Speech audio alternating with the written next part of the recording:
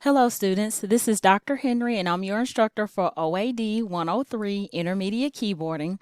This video is part 2 to the Advanced Table Features video that I did already. So if you haven't, please watch video 1 because this video 2 is just going to pick up right where we left off.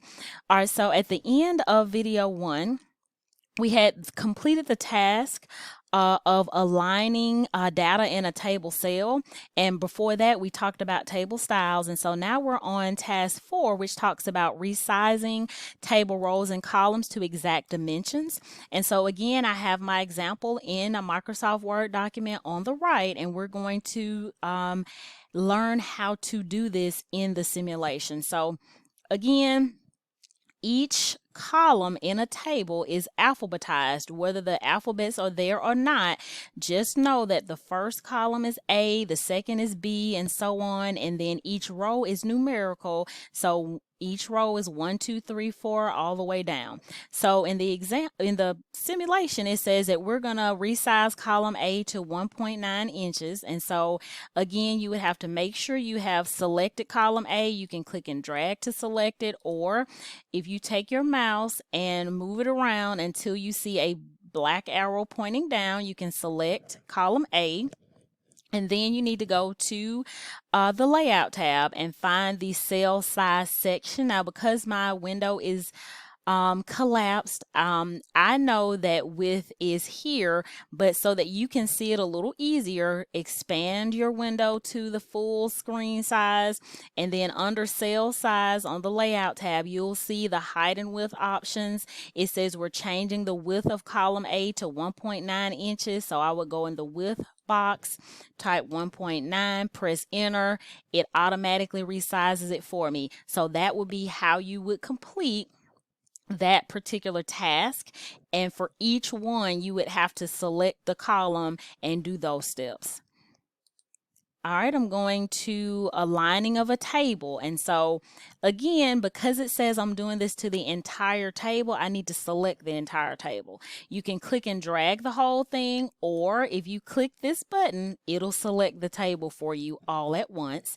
And in this particular option, we need to be on Layout tab, and I'm going to go to my table section and click the Properties button, because now I have all my table properties showing. I need to make sure I'm on the Table tab, go to the Alignment section, and I believe the directions in Align Table, I'm going to just click on it. I believe it says it wants you to center it. So I choose Alignment of the Table, Center, click OK. It does it even if you didn't see it. It kind of centered it on the page, but that's how you complete that step in the word drill. Tab stops. Now, there are multiple ways to do any task in Microsoft Word, but you got to pay attention to the wording, because in this example, you have to do it 2 different ways. And so the first way talks about selecting cells A2 to A4, which we talked about how to do that, and then use the tabs dialog box to set a tab. And so I believe your other one where you have to set a tab stop says use the ruler. 2 different methods. So I'm going to show those. I think I'm going to go ahead and just show those in the word drill. So I'm going to go back to the first one, which is number 6. Okay. All right, so I need to select that range because it has to be that specific range. So this is column A, but it's telling me I only need rows 2 through 4. So that's 2, 3, and 4. I've selected them. And this time it says I'm going to use my tabs dialog box. Well, the tabs dialog box is hidden in the paragraph section, if you will. So in this instance, you don't need to go to those table design tabs. I'm on my home tab. I'm going to open my paragraph group, and there is a tabs button at the end. And now this is my tabs dialog box, because I have to follow my directions specifically, or the system will mark it wrong or won't give you your points. So it says I'm going to use the tabs dialog box. That's where we're in, and I'm setting a decimal tab at 1 inch. So my tab stop position is 1 inch. I just type my 1, and then I have to choose my tab type, which in this case is decimal. And then now I have to set it. So I'm going to set it so that it's set, and then I click OK, and it has occurred. So that's the first way. And then the other way, because I think it asked you all to do that 2 times, align table data, we covered that earlier, so I'm gonna skip that one. And now it's a second way to set a tab stop in number 8.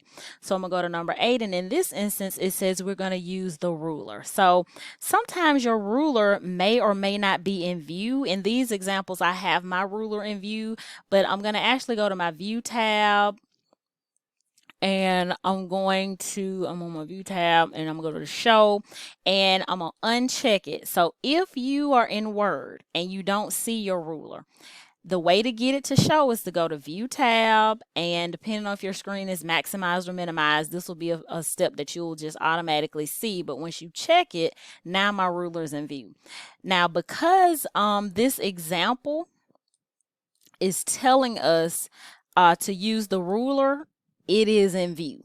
So it's already there and it's already in view. And actually, for those of you, if you went through that ebook, it shows you what a decimal tab looks like. So you'll know what it looks like, because there are different tabs and each one has a different looking icon.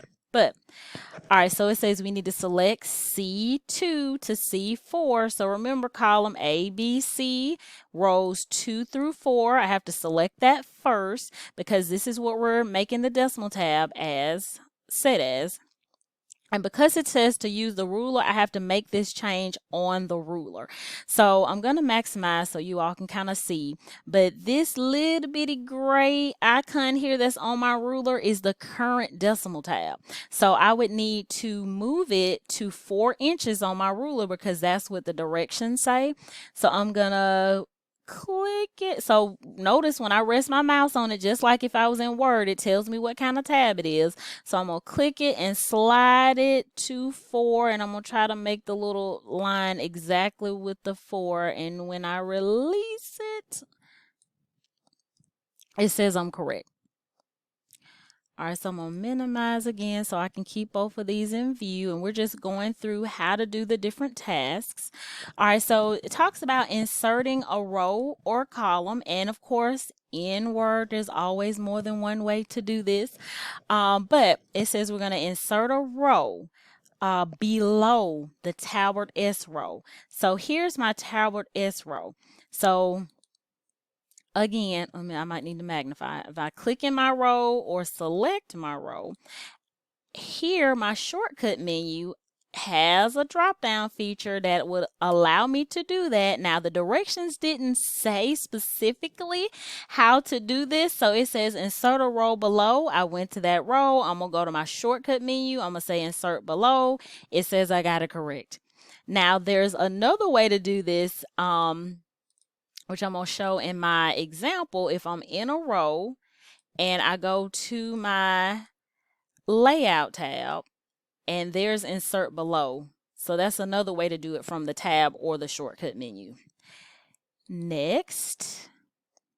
All right, using formulas in a table. Okay, these are going to be on your layout tab. There's a data section, and one of the options is formulas. And so if you're not familiar with that, you can do some simple math in a Word table.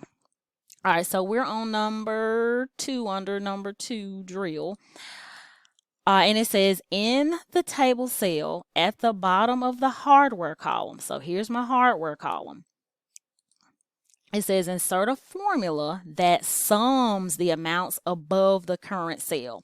For Microsoft Word, the placement of your mouse is going to tell you where the answer is going to go.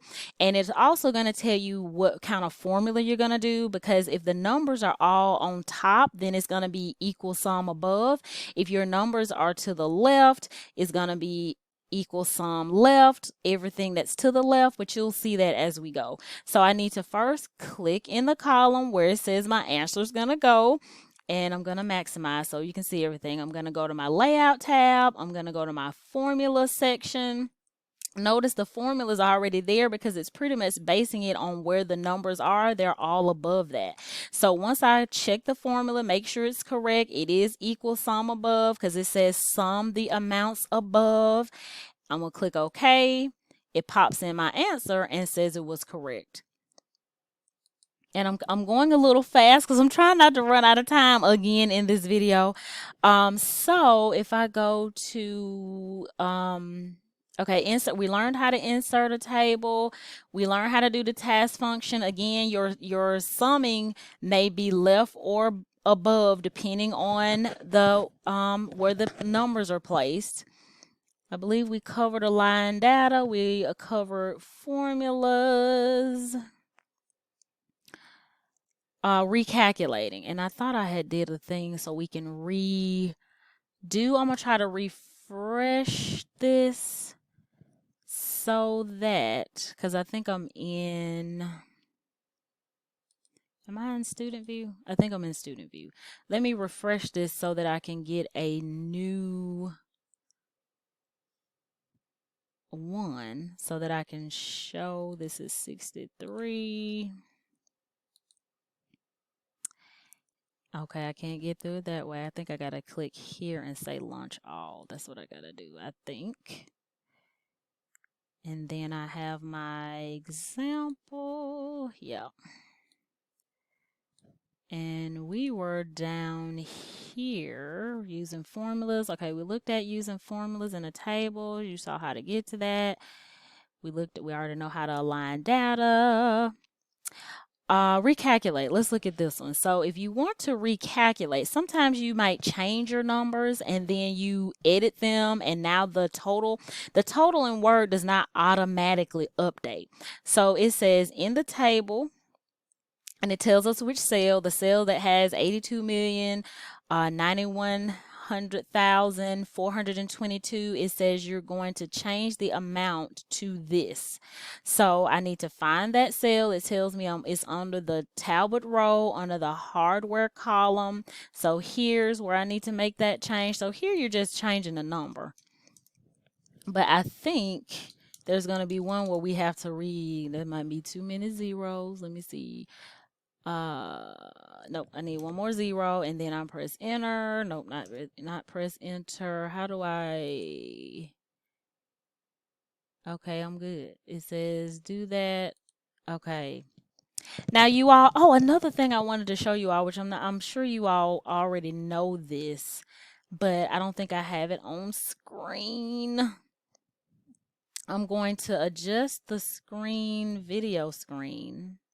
Okay, now you should be able to see this check your work button at the bottom. And so if you're ever unsure, if you do a step, you can say check my work. And it'll tell you what's right and what's wrong. It says, hey, you missed 2 punctuations. I did not put my commas in my number, and I need to do that. And I can say, oh, okay, thank you. Let me do that. So I'm going to click continue. All right, it says I'm correct. I'm moving on. So is this my next one? Recalculate by inserting a formula. Okay. So here's where it moved me to the next tab. Here's where we changed the number, and now it's saying recalculate the total amount in the table that has this number in it. And so I need to go here, but it says I need to insert a formula. So it's not like you take your calculator out, add it yourself, and then put in the number. It says we need to recalculate it because we've made a change. And so this number is no longer valid because we made a change. So I'm going to just click, and then it highlighted the entire thing. And again, I'm going to maximize my screen so that you can go to the layout tab. I'm going to my formula, and we are summing above, so the formula is not changing. We're just recalculating it because we made a change in that previous step. So all I had to do was just click that formula bar, and we're just going to kind of rerun this sum function because it didn't change. We don't have to change anything. Once I click OK, it says correct, but it updated the number, but it just pushed me to the next tab. Unfortunately, I'm out of time on this video as well, everybody. So this is what I'm going to do. I'm going to stop right here, and I'm going to have to make a part 3 to this video. Again, this is Dr. Henry, your instructor for OAD 103, and part 3 will be coming soon. Thanks.